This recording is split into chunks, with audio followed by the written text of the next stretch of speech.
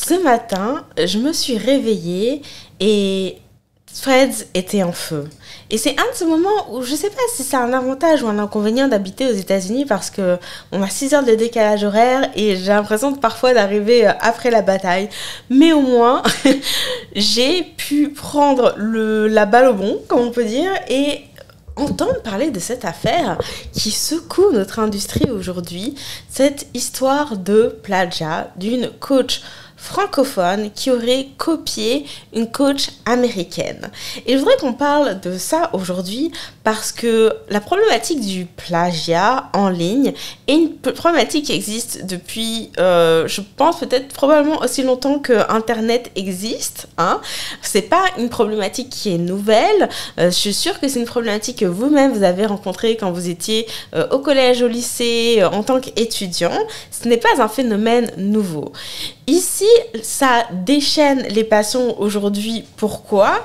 Parce que y a une relation d'argent qui s'est installée. C'est-à-dire que finalement, cette coach française, de ce que j'en ai compris, a littéralement copié-collé du contenu de formation que elle a vendu ensuite à ses clients. Donc nécessairement, il y a toute une problématique d'éthique qui se pose derrière et les gens se déchaînent. On a d'un côté les personnes qui sont scandalisées et à juste titre, à mon avis, sur ça se fait pas, mais aussi finalement en qui est-ce qu'on peut avoir confiance.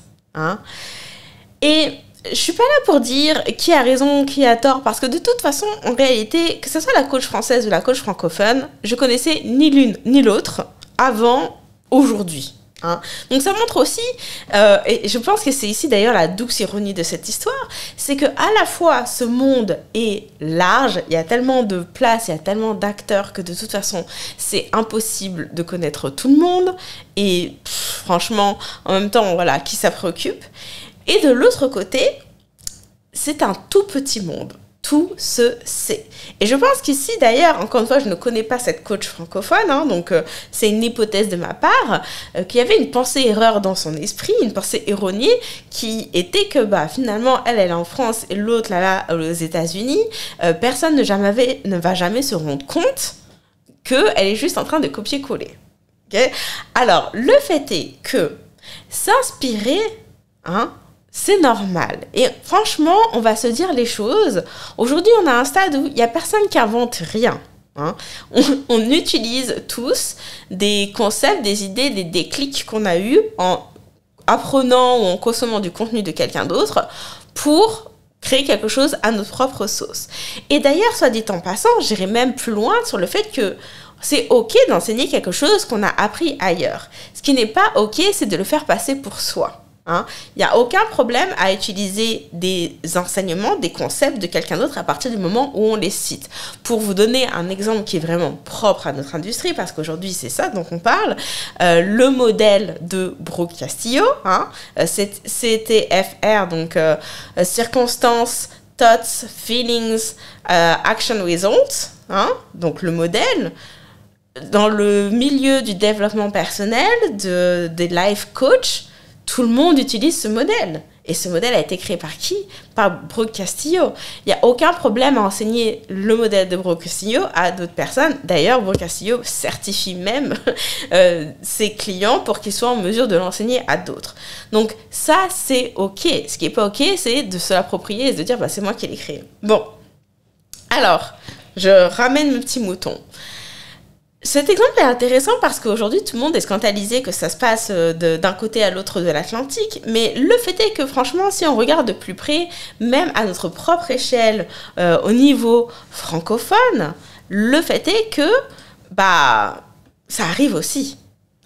Je suis sûre que ça vous est déjà arrivé, qui n'a jamais expérimenté ça, que vous parlez d'un truc, vous postez un réel, un carrousel ou je sais pas quoi, et puis, le lendemain, vous découvrez que quelqu'un d'autre raconte exactement la même chose.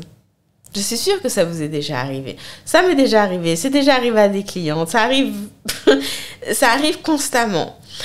Et je pense, et ça c'est vraiment mon analyse personnelle, que Instagram a d'autant plus son rôle à jouer aujourd'hui avec les réels, notamment, où la pratique veut que finalement on va utiliser un audio qui est tendance ou un concept qui est tendance et on va refaire exactement la même chose, on va juste changer 2-3 trucs. Hein.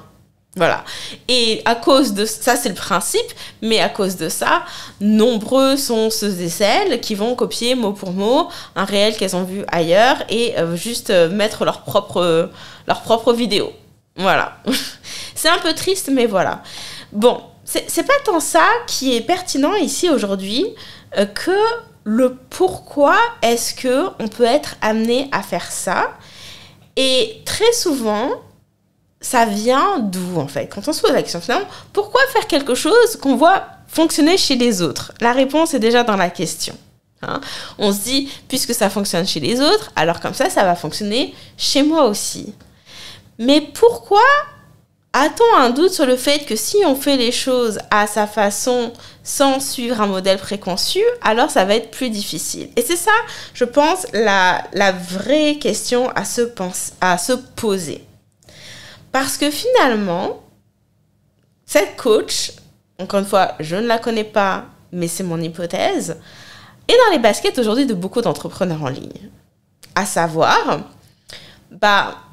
cette personne-là, c'est mieux que moi. Moi, je ne suis pas certaine que ce que j'ai à offrir est assez. Donc, je vais m'appuyer sur quelque chose qui a déjà fait ses preuves. C'est ça, en fait. C'est de là dont ça vient. C'est-à-dire, les autres savent mieux. Moi, je ne sais pas si c'est assez. Donc, je vais juste réutiliser. Le fait est qu'aujourd'hui, si vous voulez être en capacité de vous démarquer en ligne, hein, oui, vous voulez produire du contenu de qualité, oui, vous voulez marquer des autres, mais sans surprise, recopier ce que font les autres, ça ne nous amènera qu'à ressembler aux autres. Donc la vraie question, c'est comment faire pour atteindre les deux?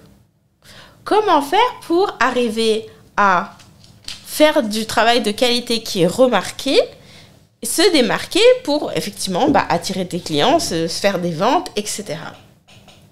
Et le fait est que beaucoup d'entre nous, et moi la première, ce qui peut paraître difficile, en fait, on va dire ce qui est difficile en ligne, hein, c'est de naviguer avec nos propres doutes et peurs et émotions, mais c'est qu'on a un background qui n'est pas nécessairement celui sur lequel on s'appuie pour être en ligne aujourd'hui.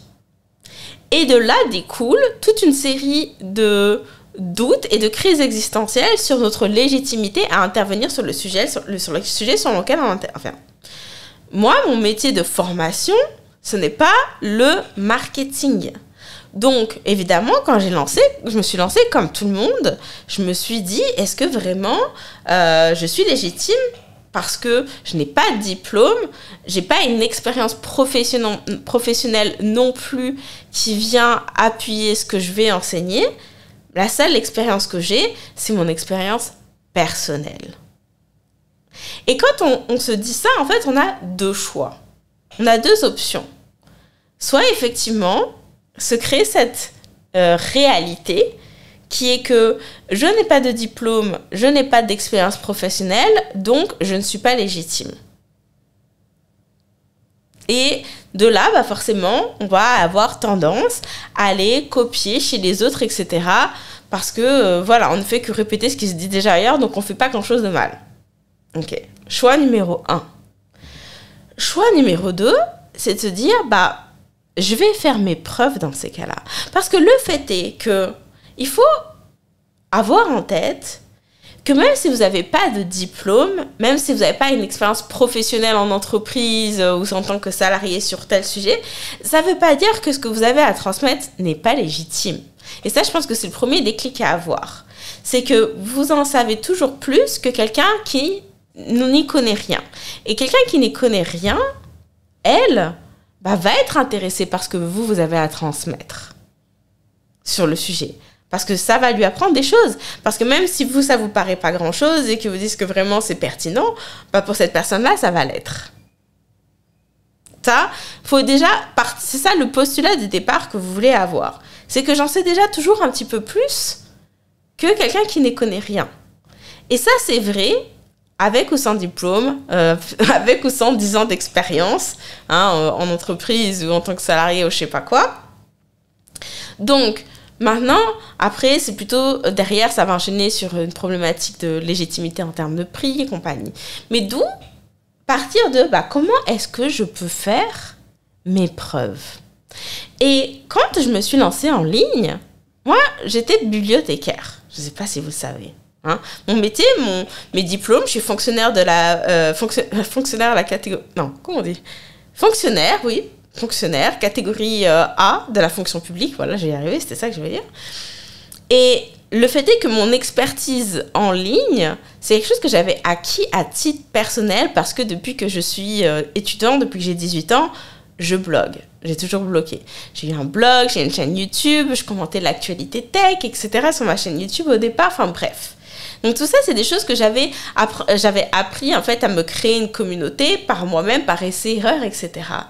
Donc évidemment que le jour où j'ai voulu commencer à vendre des formations en ligne, je me suis posé la question, comme beaucoup d'entre vous, est-ce que vraiment je peux me permettre de faire payer les gens pour ça? Et jusqu'à quel prix je peux me permettre de faire les payer pour ça, etc. Et le fait est qu'aujourd'hui, vous me voyez vendre à des prix jusqu'à 10 000 € et plus, mais j'ai pas commencé là. Ok? J'ai commencé avec des formations à 197 €, 347, 747, 1000, 2000, 4000. Petit à petit, en fait, j'ai monté mes prix. Parce que petit à petit, j'ai fait mes preuves et j'ai engrangé de l'expérience. Mais donc, au départ, il faut nécessairement se dire, ok, je vais commencer à faire mes preuves. Et je vais vous donner ma recette, si je puis dire ça comme ça. Comment est-ce que j'ai fait mes preuves? Et je suis partie de... Mon Dieu, j'espère que j'ai pas coupé le live sur Instagram. Je suis pas certaine de sur quoi j'ai cliqué par erreur, ok? Et je suis partie du principe que... ouais, c'est bon, je crois que c'est toujours en live. Si celles qui sont en direct peuvent me confirmer qu'on est toujours en live, ce serait super. Ok? Je suis partie du principe que...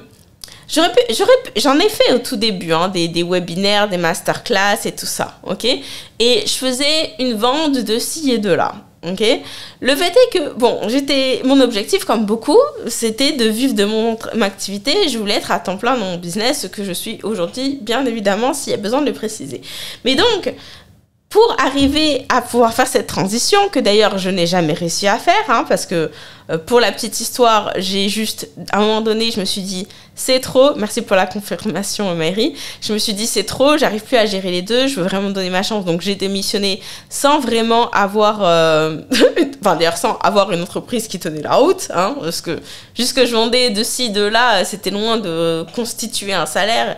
Bref, je me suis dit, bon, je crois que le seul moyen de vraiment faire mes preuves, de vraiment arriver à montrer aux gens que j'ai des choses à leur apprendre, mon raisonnement, ça a été, si j'arrive à avoir un groupe de personnes pendant une semaine, le temps d'un challenge, elles vont voir chaque jour, hein, je vais leur donner de la valeur, comme on dit, je vais leur donner de livrer du contenu, je vais leur apprendre des choses et elles vont voir par elles-mêmes que j'ai des choses à leur apprendre. Je vais leur faire la démonstration par l'exemple que j'ai des choses à leur apprendre. Et c'est pour ça que les challenges fonctionnent aussi bien, en fait. Parce qu'ils te permettent de complètement renverser la donne avec cette problématique de légitimité. De comment je fais pour me démarquer des gens. Parce que quand tu as les gens dans la salle avec toi, nécessairement, ils vont être confrontés, le mot peut être un peu négatif, mais ils vont voir en fait. Ils vont voir ce que tu as à offrir, ce que tu as à délivrer. Si tu sais, tu es convaincu que tu as des choses à apprendre, et le fait est qu'on a tous des choses à apprendre aux autres, hein. Sinon, je pense qu'on vivrait tous... isolés les uns des autres, et c'est pas le cas, hein. Il y a une raison pourquoi nos sociétés fonctionnent avec un collectif entouré d'autres personnes, c'est parce que on a besoin des uns des autres pour survivre, pour s'élever, pour grandir, etc. On a tous des choses à s'apprendre, même les enfants ont des choses à nous apprendre, Donc, évidemment que tu as des choses à apprendre aux autres. Bref, tout ça pour dire que si les gens passent une semaine avec toi, c'est évident qu'ils vont voir qu'est-ce que tu as à leur apprendre. Donc, tu peux décider de rester bloqué dans ton sentiment d'illégitimité et ton besoin de te rassurer en copiant ce que les autres ont pour mener ton business. Ou tu peux prendre le parier sur toi, que en fait, tu as des choses à offrir. Et peut-être que, oui, une part de toi est convaincue que ça réinvente pas la roue, que oui, il y a d'autres personnes qui enseignent la même chose que toi, mais ça veut pas dire que tout le monde est au courant de tout. Et quand je dis ça, je veux pas dire dans le fait de tu peux te permettre de copier parce que les autres le savent pas. Non, c'est plutôt qu'il y a une personne qui va être heureuse de tomber sur toi parce que elle n'a jamais entendu parler de ce que tu as à dire. Et la question de se démarquer est vraiment importante ici. Parce que sur YouTube, d'ailleurs, j'ai eu une conversation avec une personne en commentaire qui me disait « Mais tout le monde fait les challenges aujourd'hui, ça n'a plus rien de nouveau. » Okay? Mais le fait est que c'est pas une question de arriver avec un format novateur. Je pense que ça aussi, c'est une des pensées erronées qui peut nous amener à copier ce qui se fait à l'étranger en disant cette personne ne verra jamais rien. Encore une fois, c'est faux, ok? C'est faux. J'habite aux États-Unis, je fréquente tous ces coachs-là, tout se sait. Tout se sait. Arrêtez de penser que vous êtes isolés. Ok, non. Le fait est que il ne s'agit pas donc d'arriver avec un truc super novateur, jamais vu, jamais entendu.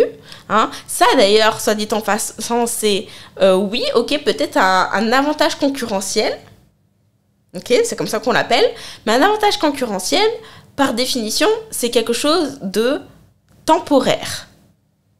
Hein. C'est comme quand iPhone a débarqué avec son iPhone. Ouais, pendant un certain temps, il a eu un avantage concurrentiel. Jusqu'à ce que tout le monde se mette à faire la même chose. Hein? Donc, on ne peut pas se dire que le fait d'innover est ce qui va nous garantir la place au soleil. Parce que nécessairement, d'autres personnes vont faire la même chose. Donc, du coup, il n'y aura plus de différence. C'est pas ça qui compte vraiment dans le pourquoi faire un challenge. Ce qui compte dans le pourquoi faire un challenge, c'est que là où, pour le coup, personne ne peut vous copier et qui vous permet de justement vous démarquer, c'est que quand vous allez être face à la caméra, c'est vous qui êtes face à la caméra. C'est votre style à vous, c'est votre façon de communiquer, c'est votre énergie. Et c'est avec ça que les gens vont connecter. De la même façon que il y a des gens que tu rencontres dans la rue, en soirée ou bref, je sais rien, peu importe le contexte. Et c'est soit tu les aimes, soit tu les aimes pas. Hein. Des gens que t'aimes pas, tu peux pas te l'expliquer pourquoi. Il y a un truc que juste... l'énergie là, c'est... non, c'est pas mon style, ça. Voilà. C'est la même chose ici. Mais le fait de pouvoir te donner l'espace pour communiquer qui tu es ce qui va te permettre de créer ce match. Et ce match-là ne repose pas que sur ce que tu as à apprendre aux autres, mais aussi sur qui tu es.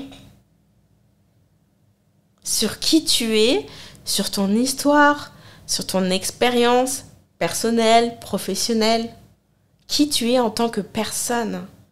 Et je pense que malheureusement, je ne sais pas si c'est une problématique liée encore plus aux femmes d'ailleurs, mais on a tendance à sous-évaluer ce qu'on a à offrir en tant que personne. Parce que notre histoire, notre parcours, notre expérience personnelle de vie, elle est unique. C'est la raison pour laquelle vous n'avez pas besoin d'aller copier des concepts, etc. Parce que votre unicité, elle est là en fait. Et c'est là-dessus que vous voulez capitaliser pour justement faire grossir votre entreprise. Personne n'a votre histoire, personne n'a votre expérience, personne n'a votre façon de parler, personne n'a vos expressions, personne a votre style en fait. Il n'y a que vous qui êtes vous. Et la magie des challenges est là, c'est que ça te permet de pouvoir communiquer tout ça. Ça te permet de communiquer qui tu es, ça te permet de communiquer ce que tu as à enseigner aux autres. Et ça, c'est assez pour vendre, c'est tout ce dont tu as besoin pour vendre. Tu n'as rien besoin d'autre pour vendre. Ok? Et c'est la raison pour laquelle, grâce donc à ce pari que j'avais pris, en me disant, je viens de quitter mon boulot, j'ai besoin de payer mes factures, ma cliente one-on-one vient de me lâcher, littéralement le jour où j'ai donné ma démission. Quelle histoire ça, quelle histoire. D'ailleurs, pour la petite anecdote, ce jour-là, j'étais tellement heureuse d'enfin me dire, ok, je vais me lancer en tant que girl boss et compagnie. Bref, j'ai enregistré un vlog sur YouTube. Il y a un vlog sur ma chaîne qui vient documenter cette journée qui a vraiment tourné au vinaigre. J'avais signé ma cliente one-on-one, premier contrat à $5 000. J'étais tellement heureuse. Je me suis dit, c'est bon, je suis bien, je suis sécure, je donne ma démission le matin. Et l'après-midi, elle m'envoie un email pour me dire, écoute, Annelise, on va s'arrêter là. Voilà, ça c'était fait. Donc bref, je me suis dit, ok, je vais prendre le pari que si les gens passent une semaine avec moi, c'est sûr qu'à la fin, il y en a qui vont être intéressés. Et c'est ce qui s'est passé. À la fin de ce challenge, j'ai signé 3 nouvelles clientes. J'étais tellement contente. Je me suis dit, super, ça marche. Et après, je me suis dit, dans 2 mois, je vais le refaire. Et je l'ai refait. Et ensuite, je l'ai refait. Et je l'ai refait. Et je l'ai refait. Et c'est comme ça que je me suis bâti ma clientèle. Parce que je pense que malheureusement, en fait, les algorithmes des réseaux sociaux aujourd'hui nous ont un peu perverti notre esprit, dans le sens où on a l'impression qu'il faut nécessairement atteindre des gros chiffres pour avoir du succès. Quand je dis des gros chiffres, grosse visibilité, gros nombre de followers et compagnie et compagnie. Sauf que déjà, d'une part, on le sait aujourd'hui que c'est pas vrai. On peut avoir plein de followers, etc. et gagner pas d'argent, et versus avoir pas grand monde et gagner plein d'argent. Les deux sont vrais. Mais en plus de ça, en fait, en réalité, est-ce qu'on a besoin d'avoir 10 000 personnes qui nous suivent sur les réseaux, qui likent nos posts, etc. pour vivre de son activité? Et quand je dis vivre de son activité, je veux dire là, bien confortablement. Le fait est que non, parce que même aujourd'hui, j'ai toujours pas 10 000 abonnés. J'ai même pas 7 000 abonnés d'ailleurs, sur les temps passants. Donc, le fait est que non. Parce qu'en fait, tout ce qu'on a besoin, finalement, c'est d'une centaine de personnes, en vrai, pour faire tourner le business, quand tu regardes bien. Donc, si tu arrives à avoir 100 personnes à ton challenge, c'est garanti que tu vas avoir 2-3 personnes qui vont signer avec toi. Donc, si tu fais ça tous les mois, tous les 2 mois, tous les 3 mois, dépendamment des prix de tes packages, t'es bien. Et t'as pas besoin d'aller t'inventer une vie, d'aller t'inventer une expertise, d'aller pomper chez les autres pour atteindre cet objectif-là. En fait, pour celles qui à un moment donné ont été peut-être tentées d'aller un peu copier, s'inspirer, etc., juste pose-toi la question, parce que c'est ça finalement le fond, c'est quelle part de toi pense que ce que tu as à offrir, c'est pas assez? Et pourquoi? Parce qu'une fois que t'ouvres tes yeux par rapport à ça, ça te permet de pouvoir vraiment poser les réelles actions qui ont besoin de l'être pour faire rouler ton entreprise. Et en l'occurrence, tout ce que tu as besoin, c'est de faire tes preuves. Et quand tu fais tes preuves, après, tu sais, c'est crescendo. C'est-à-dire que donc la première fois que j'ai fait mon challenge et que j'ai eu mes 3 clientes, je me suis dit, ok, super, ça prouve que les challenges, ça fonctionne. Donc, j'enseigne ça à mes clientes, parce que d'ailleurs, soit dit en passant, donc évidemment, la première fois que j'ai vendu mon programme, c'était pas je t'apprends à faire un challenge, parce que je savais pas encore ce que ça allait donner. Ok? Donc, mon marketing, mon messaging, c'était je vais t'apprendre à construire une communauté qui rapporte. C'était ça dans mon programme, d'ailleurs, une communauté qui rapporte. Parce que ça, je l'avais déjà fait. Ça, je savais que j'étais capable d'aider les gens à le faire.